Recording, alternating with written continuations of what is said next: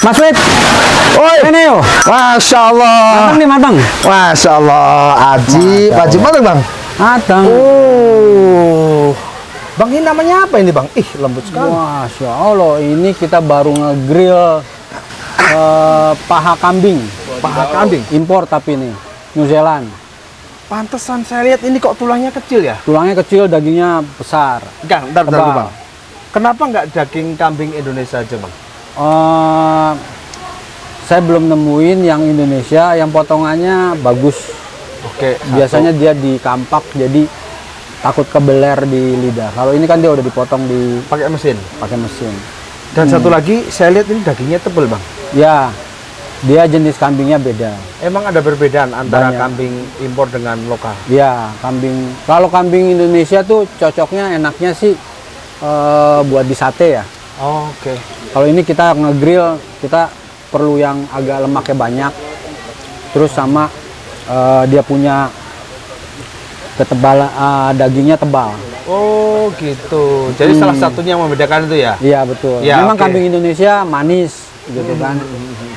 Tapi kalau kambing New Zealand dia dagingnya tebal dan juicy. Oh gitu. Kang, Ini makanya gini aja bang? ini ada supnya. Oh ada kuahnya. Oh, Jadi ini sebetulnya Masya Allah. Wow. sop kambing grill. Wah. Ada ini ya. Masya Allah. Ajib ini teman-teman. Apalagi masih panas nih habis renang. Iya nih kita habis berenang nih. Masya Allah bang. Selamat datang bang. Selamat datang lagi di channel Sobat Bincang bang. Masya Allah. Assalamualaikum. Waalaikumsalam. Sambil saya mau menikmati kambingnya bang ya. Bang, ini resep ini sebenarnya masakan ala mana sih bang? Kok saya lihat kayaknya saya belum pernah Ketemu ya? Masya Allah. Sebetulnya sih ya supnya biasa, grillnya biasa. Cuman saya memadukan antara sup, grill dan menjadi satu makanan ya, maksudnya menjadi satu menu yang bisa disantap dari si grill ciri grillnya nggak hilang, tapi kita dapat faedah dari supnya juga. Oh gitu. Jadi ini tadi kan saya lihat kayaknya dagingnya di grill dulu kan bang? Ya, Tujuannya untuk apa itu bang? saya pengen dapet juicy-nya, pengen dapet smoky-nya, pengen dapet caramelize-nya, terus si dia punya rempah-rempah juga terinjek masuk ke dalam daging. Kemudian hasil dari kaldunya itu berikut dagingnya itu direbus lagi dijadikan sup. Karena dia daging import dan tebal, kalau cuma di grill tengahnya belum tentu matang. Kalau ini matang semua. Nah, ini matang semua. Saya mau coba dulu bang. Ya, monggo. Masya Allah.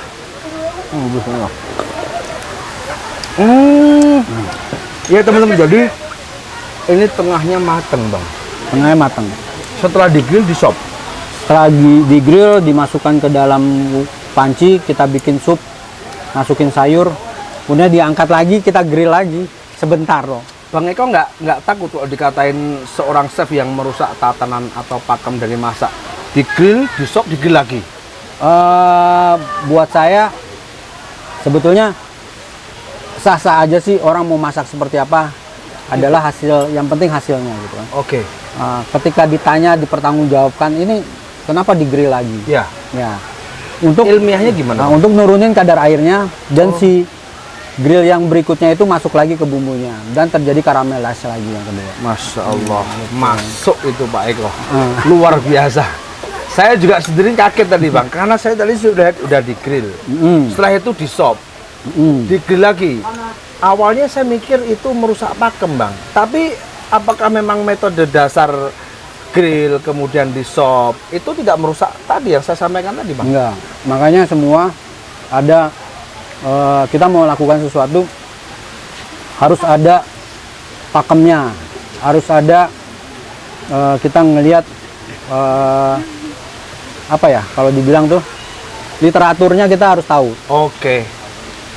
Misalnya kita ketemu nih satu bahan ingredients nih, contohnya daging kambing cuman dagingnya tebel, Ya.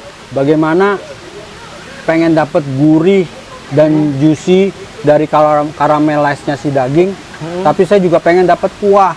Oh, gitu. Karena kita nih di alam bebas nih.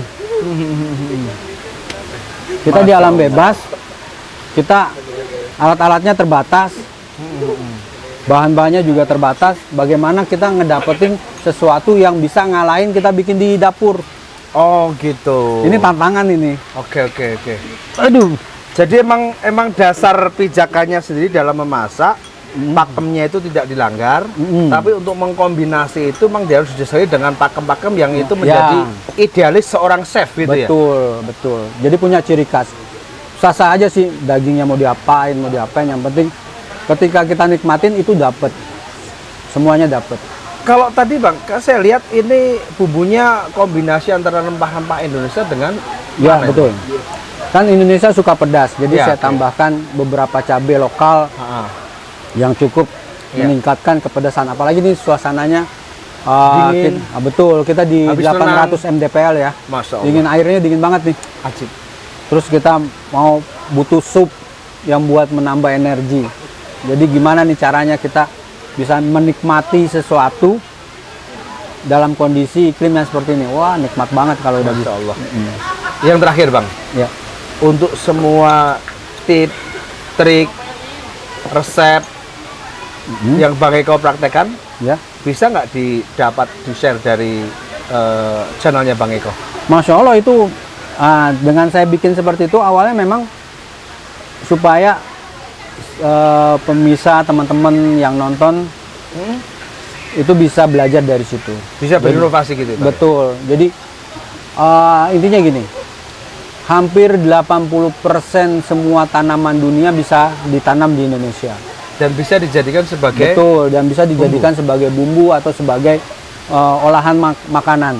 Masya Allah. Jadi, nah sementara orang Indonesia sendiri taunya cuman ayam. Ayam sama ikan. Ikan tuh hanya di Indonesia bagian timur. Iya, betul. Dan bumbunya terbatas. Sementara kita bisa tanam banyak bumbu yang kita bisa tanaman dari luar kita bisa masuk, kita bisa tanam di Indonesia, dan kita bisa punya varietas makanan yang kita bisa mencirikan. Contoh gini lah, kita ngomongin rica-rica. Ya, Awalnya kan dari Sulawesi, ya. iya kan, dari Manado. Ketika dibawa ke Jogja, dibawa ke tanah Jawa, Menyesuaikan lidahnya orang menyesuaikan Jawa. lidah Jadi orang- agak manis. Nah, itu jadi, dan itu tidak akan mengganggu, tapi malah memperkaya sasana kuliner di Indonesia. Jadilah kuliner Nusantara. Betul. Oke. Satu lagi Bang. Berarti intinya apapun inovasi yang kalian dalam masak, pakem-pakemnya nggak boleh dilanggar. Harus kita belajar literatur pertama, literatur. Kedua, setiap masakan ada pakemnya. Oke, siap. Gitu. Dan pakemnya itu harus kita ikutin. Karena pakem dan literatur itu, sejarah makanan itu bisa sampai sekarang hidup, tandanya dia udah teruji. Gitu. Masya Allah. Dari apa yang Bang Eko sampaikan tadi, bahwa begitu luas dan bermacam-macam dari rempah-rempah yang bisa ditanam di Indonesia, tetapi kita bisa melihat orang Jawa, orang Indonesia lah terutama, yang dia tidak pernah membaca budaya makan orang-orang luar. Masak paling cuman itu aja Bang. Iya. Paling santan gitu. Apa sarannya Bang Eko tentang metode masak seperti itu Bang? Pertama ya, kita kembali lagi nih, kita kan negara agraris nih. Oke. Ya. Dan hampir 80% semua tanaman yang ada di seluruh dunia bisa ditanam di Indonesia. Iya. Termasuk bumbu-bumbu. Termasuk bumbu-bumbu, termasuk pangan, tanaman pangan itu bisa ditanam di Indonesia. Masya Allah. Nah, sementara orang Indonesia sendiri yang kita tahu makanya cuman nasi, mie, gitu kan. Terus ayam lagi gitu kan. Nah, di Indonesia Timur tuh ikan berlimpah, bahkan diekspor. Nah, itu ya. Ya kan? Kita negara yang pantainya paling terpanjang, ya kan? Laut paling luas. Luas, Negara penghasil ikan paling banyak. Banyak. Masya Dan Allah. punya gunung berapi paling terbanyak di dunia. Masya Gitu kan. Allah.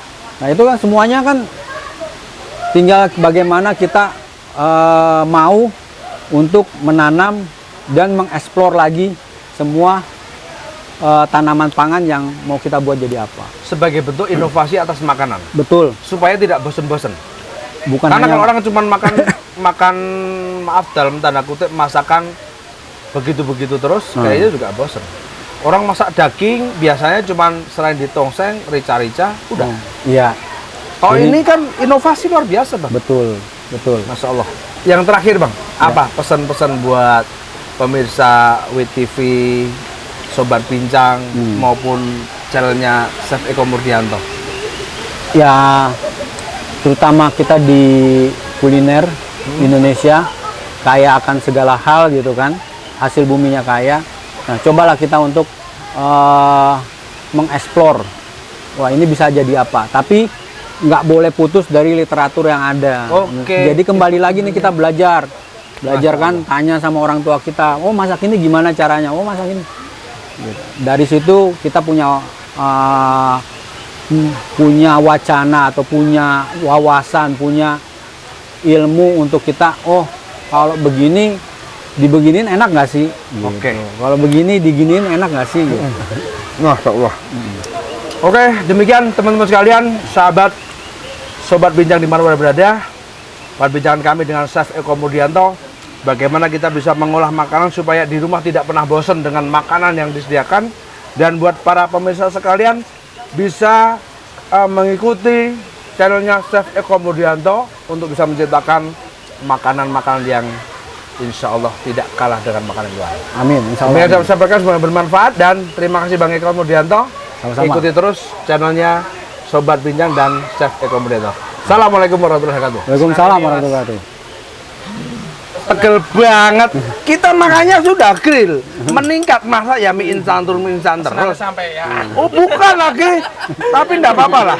Gorengan. Waduh. Coba kita mau coba dulu. Setelah saya makan grill, apakah makan mie instan masih enak? Bismillah. Iya member Jawa di SMA itu. SMA ya. Iya anak SMA itu. Lengkap, menurut saya kok masih enak ya Bang? Ciri-cirinya apa Bang? Ciri-cirinya, tandanya lidahnya nggak mau move on. Gak mau